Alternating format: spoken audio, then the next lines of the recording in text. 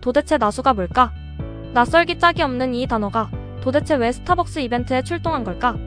이 문제를 정면으로 다룬 유튜브 영상이 하나도 없는 것 같아. 나수데이 미스터리를 풀기 위해 두 가지 가설을 제시할 거야. 첫 번째 가설에 따르면 나수는 전라도 수복의 준말이야. 인터넷을 뒤져보니 이렇게 해석한 사람들이 있었어.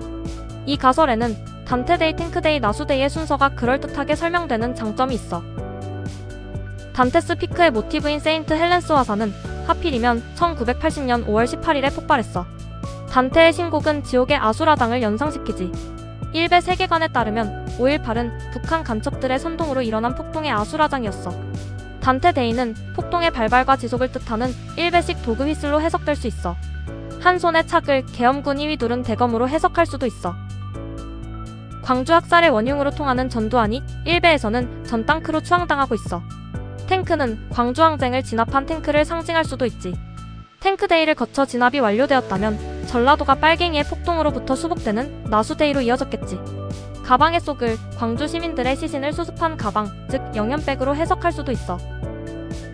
탱크데이 사태가 일어나기 전에 일베에서 나수를 전라도 수복이라는 의미로 썼다는 근거는 못 찾았어. 그런 사례들이 풍부하게 발굴된다면 전라도 수복 가설이 큰 힘을 얻겠지. 두 번째 가설은 김재규 노무현 가설이야. 나수데이 이벤트 날짜인 5월 20일은 박정희를 죽인 김재규의 사형이 확정된 날이야. 나수에는 죄인을 잡아서 가둔다는 뜻이 있지. 그렇다면 가방의 소옥은 감방의 소옥인가? 일베 세계관에서 보면 민족 영웅 박정희를 죽인 김재규도 자유민주주의를 망친 김대중과 노무현도 빨갱이야. 김재규는 5월 24일에 교수형을 당했어.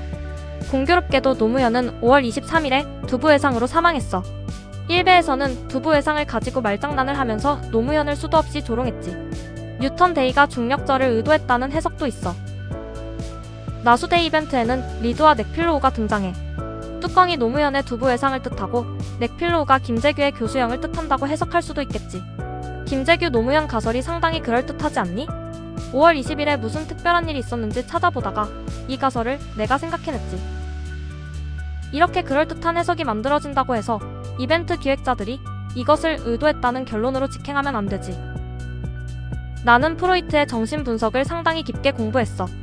정신분석의 개념들과 이론들을 끌어들여서 증상, 꿈, 실수 등을 그럴듯하게 해석할 수 있어.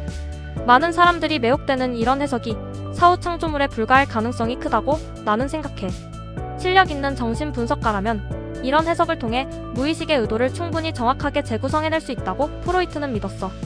사후 창조물에 불과한지 정확한 재구성에 가까운지 어떻게 가릴 수 있지?